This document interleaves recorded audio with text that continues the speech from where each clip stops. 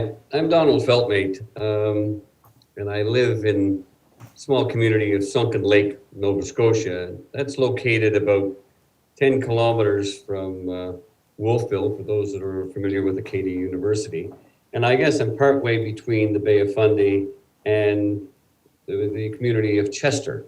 So I'm kind of halfway between both.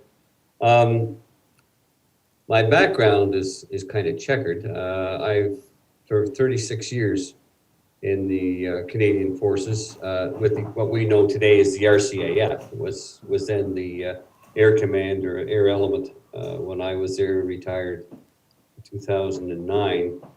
And most of my career was served in the maritime role, starting out as a technician with the Argus aircraft at the day, for those that remember the big old beast. Then I was there as a technician, earned my commission in the Aerospace Engineering Officer branch, and remained in the maritime environment with the two tours with Sea Kings, and I worked with the Aurora both in headquarters and in the group. So that was my background, and during that period of time, I had the opportunity to serve with the Sea King helicopters at the time. For 3 years on both the support ships as the fleet maintenance officer.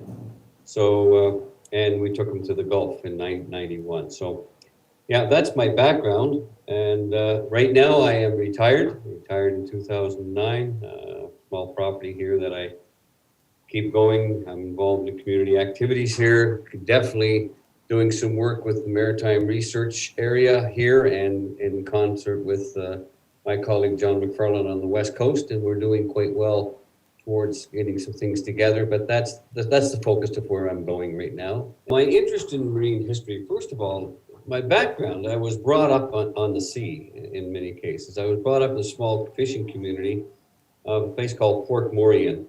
It is on the eastern coast of the northeastern coast of Cape Breton, just before you make the turn to go around the tip of Cape Breton towards Louisbourg.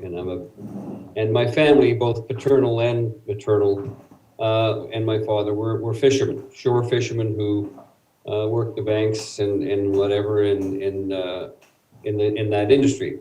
And in that community, I don't know what it was, but I always had an interest in the ocean and the boats that were there, and that kind of twigged my interest. I was very interested in seeing the vessels, how they were made, and that continued through my boyhood. I had a gentleman who lived across the road from me who in the wintertime would build boats, and Mr. Wadden and his son, they're both passed unfortunately now, had that shop, and I enjoyed many of our going through there, watching them build, and the stories of what's going on. As I got older and there was changes in the industry, I got very interested in the preservation of the history that we have. Unfortunately, we as Canadians, in many respects, take our heritage for granted, and it's nothing to be toyed with. It is part and parcel of our being. People got here by vessel. They didn't take the train across the Atlantic or the Pacific. They came here by vessels. And that was the first big industries that started here, that brought the immigrants and my family way back in 1749 to Halifax. So that's where we have to start. My interest was triggered there, but my interest continued as I got older, and it got a little deeper. Being tied to the fishing industry and family-wise, I got very interested in that industry and the vessels and how they were built, how they were employed, looking at the changes. And I found out in many cases that things were occurring that in social media that were not exactly correct. We were starting to see history change a wee bit, and that was disturbing. I also had an interest not just in fishing vessels, but the whole marine industry in Canada. When we take a look at East and West, I did have an opportunity to serve on the West Coast, and I was fascinated while I was there of the diversity of vessels.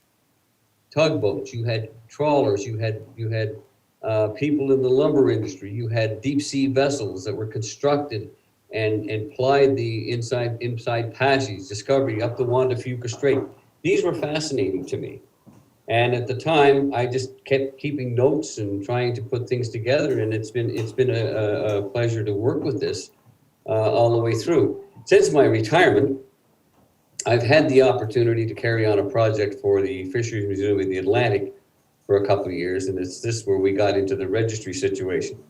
But my interest is the focus of my research, if you want to call it, would be I am finding that we need to bring things together. We have a vessel built in British Columbia.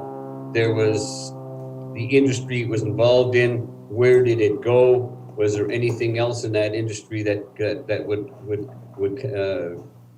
type of documentation that we could put the story of that vessel or the story of how we do things together? And that's kind of the focus of my research.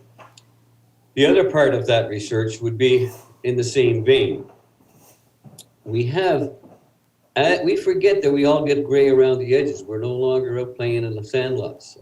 As we get older, we got to remember the people who built, who sailed, who brought these vessels to the forefront, regardless of the vessel, be it small, medium, or large.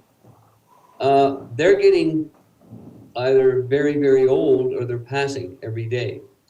And it's the story of their background and how they did things then that is going to be lost to us if we don't do it. So there's some of the focus of my research, is to find out how things were, what was the impediments they had at the time, how did that evolve into where we are today in the maritime environment, coast to coast to coast.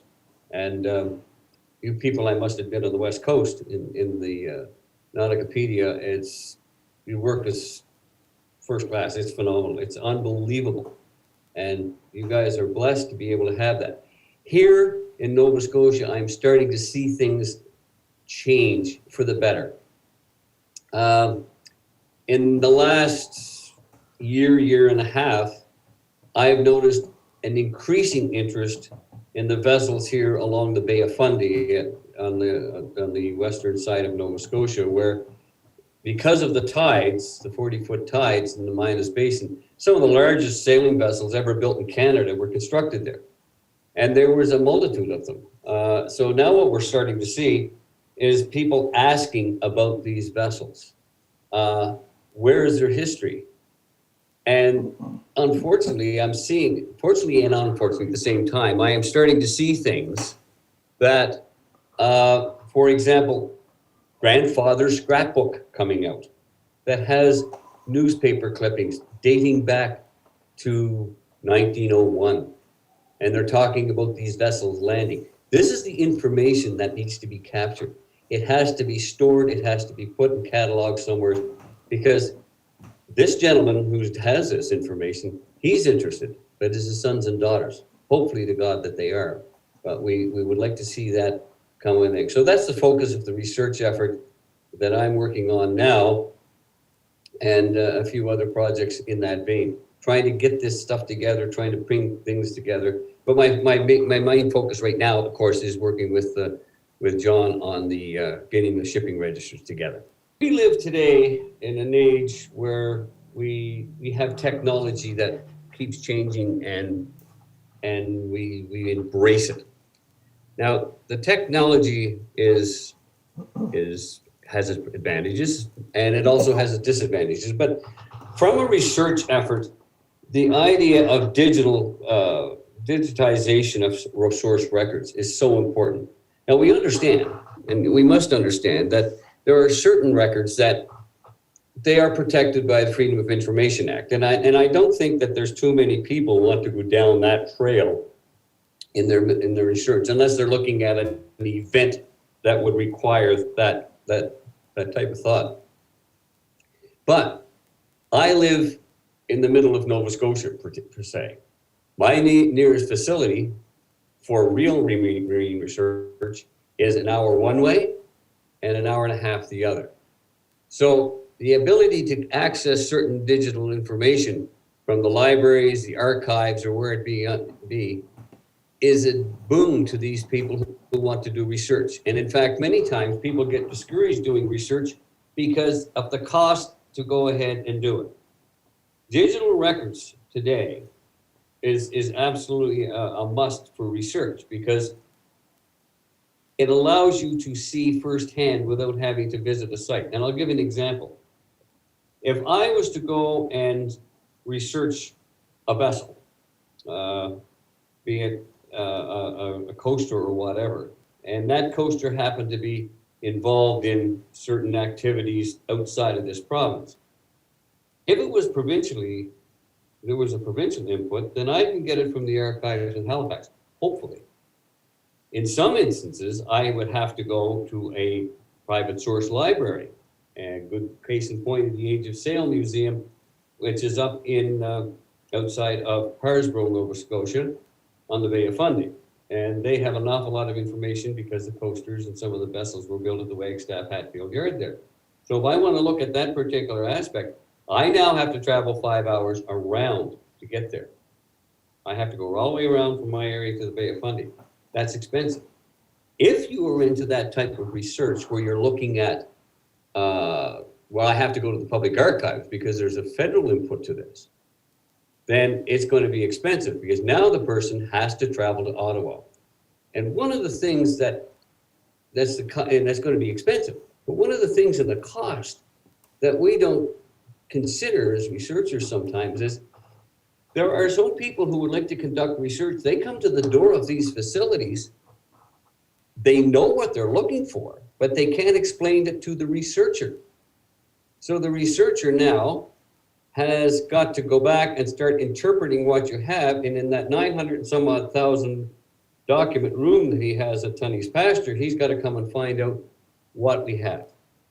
So digitization of documentation is so important to the researcher.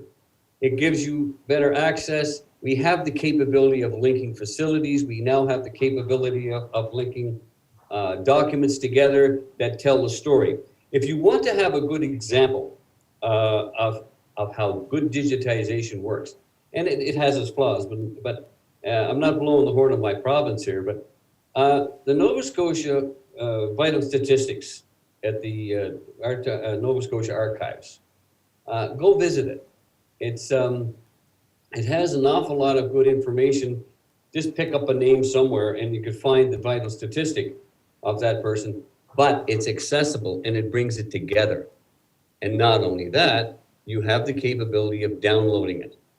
This is the new innovation. A year ago, my wife's heavy into genealogy out here in that type of research. And a year ago, you couldn't do it. You had to get in and you had to transcribe the information. But now you can go in and you can find out all kinds of certificates. You can link them to the cemeteries. You can link them to hospitals. You can link them to accident reports. That's what digitization is. And the more we can fight for that, the better we're going to be.